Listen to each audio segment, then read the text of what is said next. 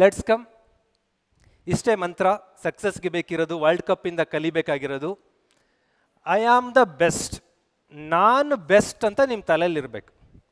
ಈಗ ಈ ಹುಡುಗಿಯರು ಒಂದು ಲೈನಲ್ಲಿದ್ದಾರೆ, ಐ ಥಿಂಕ್ ಇವರೆಲ್ಲ ಫ್ರೆಂಡ್ಸ್ ಇರ್ಬೋದು, ನನ್ನ ಪ್ರಕಾರ ಇರ್ಬೋದಾ? ಹೌದು. ಇವರಲ್ಲಿ ಒಬ್ಬಳು ಯಾರೋ ಬುದ್ಧಿವಂತೆ ಇರ್ತಾಳೆ. ಆ ಬುದ್ಧಿವಂತೆ ಜಾಸ್ತಿ ಮಾರ್ಕ್ಸ್ ಬಂದ ಕೂಡಲೇ ಉಳಿದವರಿಗೆಲ್ಲ ಕೈ ಬೆರಳುಗಳು ಯಾಕೋ ಹಿಂಗಿಂಗೆ ಮಾಡೋಕ್ಕೆ ಸ್ಟಾರ್ಟ್ ಮಾಡ್ತವೆ.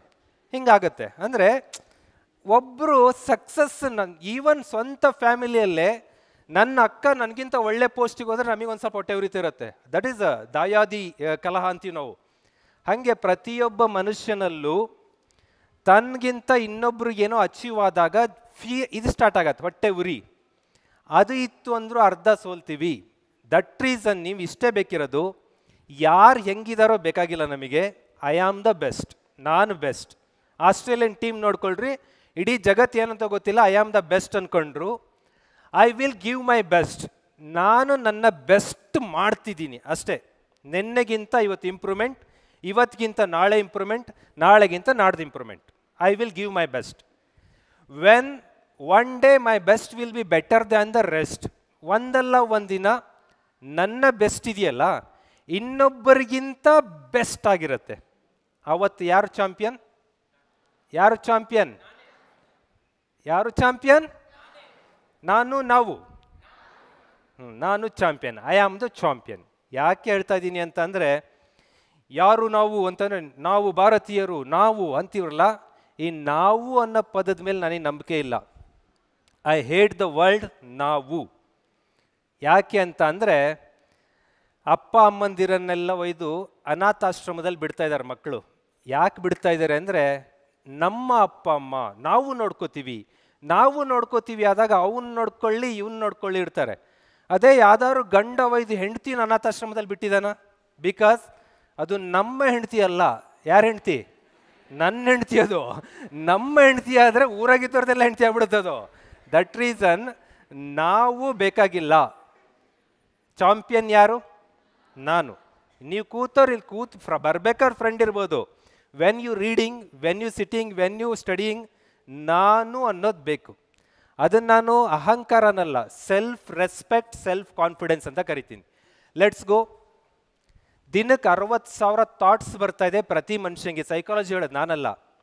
60,000 ಯೋಚನೆ ಬರ್ತಾ ಇರೋದ್ರಿಂದನೇ ಅರ್ಧ ಮನುಷ್ಯ ಹಾಳಾಗ್ತಾ ಇರೋದು. 60,000 ಥಾಟ್ಸ್. ಬೆಳಿಗ್ಗೆ ಹೇಳ್ತಾನೆ ಥಾಟ್ಸ್ ಬರುತ್ತೆ, ಏಳೋ ಬೇಡೋ ಅಂತ. ಏಳೋ ಬೇಡೋ ಫಸ್ಟ್ ಥಾಟು. ಸೆಕೆಂಡ್ ಥಾಟು, ಅಯ್ಯೋ 5 ಗಂಟೆಗೆ ಹೇಳಕ್ಕೆ ಹೇಳಿದ್ದಾರೆ, ಎದ್ದು ಬಿಟ್ರೆ ನನಗೆ ಕ್ಲಾಸ್ ರೂಮಲ್ಲಿ ನಿದ್ದೆ ಬಂದುಬಿಡುತ್ತಾ, ಕ್ಲಾಸ್ ರೂಮ್ ಬಗ್ಗೆ ಯೋಚನೆ ಬಂತು. ಯಾರೋ ಸೈನ್ಸ್ ಟೀಚರ್ ಹೇಳಿದ್ದಾರೆ ಮನುಷ್ಯನೊಬ್ಬ ದಿನಕ್ಕೆ 8 ಗಂಟೆ ಮಲಗಬೇಕು ಅಂತ. 3ನೇ ಥಾಟು. ಇನ್ನು ಇವತ್ತೊಂದು ಹೊಸ ಥಾಟ್ ಆಡಾಗುತ್ತೆ. DC ಎಂಬ DCನೇ ಹೇಳ್ಬಿಟ್ಟಿದ್ದಾರೆ ರಾತ್ರಿ 9:30 ಮಲ್ಕೊಂಡು ಬೆಳಗ್ಗೆ 7 ಗಂಟೆಗೆ ಹೇಳ್ತೀನಿ ಅಂತ. ನಾನು ಯಾಕೆ 5 ಗಂಟೆಗೆ ಹೇಳಬೇಕು? ಇವು ಸ್ಟಾರ್ಟ್ ಆಗ್ತವೆ ನಿಮಗೆ. ಒಬ್ಬೊಬ್ರಿಗೆ ಒಂದೊಂದು ಥಾಟ್ಸ್ ಬರುತ್ತೆ. 7ಕ್ಕೂ ಮೊದಲೇ ಬೆಡ್ಡಿಂದ ಒಂದು 10-20 ಥಾಟ್ ಬಂದ್ಬಿಡುತ್ತೆ. ದಟ್ ರೀಸನ್ ಥಾಟ್ಸ್ಗಳು ಜಾಸ್ತಿ ಆದಷ್ಟು ಕೆಲಸ ಕಡಿಮೆ ಆಗ್ತಾ ಇದೆ.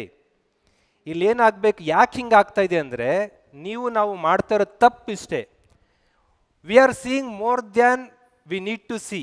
ನಾವೇನು ನೋಡಬೇಕೋ ಅದಕ್ಕಿಂತ ಸಿಕ್ಕಾಪಟ್ಟೆ ನೋಡ್ತಾ ಇದ್ದೀವಿ.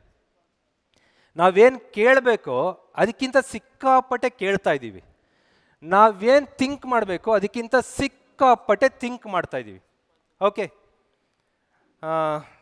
ಪ್ಲೀಸ್ ನೀವೇ ಸಿನ್ಸಿಯರಾಗಿ ಹೇಳಬೇಕು, ಸುಳ್ಳುಗಳು ಹೇಳ್ಬಾರ್ದು. ಬಿಗ್ ಬಾಸ್ ಶೋನಲ್ಲಿ ಹಳ್ಳಿಕಾರ್, ಅವನ ಮುಂದಿನ ಹೆಸರು ವರ್ತೂರ್. Yes sir, Varthur. ಏನದು ಮುಂದೆ ಹೆಸರು? ಸಂತೋಷ್. ಯಾರು? ಸಂಗೀತ ಶೃಂಗೇರಿ. ನೋಡಿ ಎಲ್ಲ ಎಷ್ಟು perfect. This is a seeing more than you need to see. ಬೇಕಿದ್ಲ ಸಂಗೀತ ಶೃಂಗೇರಿ ನಿಮಗೆ? ಬೇಕಿದ್ಲ ವರ್ತೂರ್ ಸಂತೋಷ್ ಬೇಕಿತ್ತಾ? ಅಂದರೆ ಅನ್ನೆಸೆಸರಿ. ನೀವು ಸ್ಟಡಿ ಮಾಡ್ಬೇಕಾದ್ರೆ ನಿಮಗೆ ಬಾಬರ್ ಯಾರು, ಹುಮಾಯೂನ್ ಯಾರು, ಗಾಂಧೀಜಿ ಯಾವಾಗ ಆಫ್ರಿಕಾದಿಂದ ಬಂದರು, ಎಕ್ಸಾಮಲ್ಲಿ ಕೇಳೋದು ಇದು. ನೀವು ನೋಡಿದ್ರೆ ಸಂಗೀತ ಶೃಂಗೇರಿ ಕೆಂಪು ಡ್ರೆಸ್ ಹಾಕಿದ್ಲಾ, ನೀಲಿ ಡ್ರೆಸ್ ಹಾಕಿದ್ಲಾ, ಹಳ್ಳಿಕಾರ್ ಹುಡುಗ ಕಿವಿಗೆ ವಾಲೆ ಹಾಕಿಲ್ವಾ, ಇವತ್ತು ಅವನು ಯಾರೋ ಡ್ರೋನ್ ಪ್ರತಾಪ್ ಏನು ಮಾಡ್ದ, ಇದು ನೋಡ್ಕೊಂತ ಕೂತ್ಕೊಂಡ್ರೆ seeing more than what U C.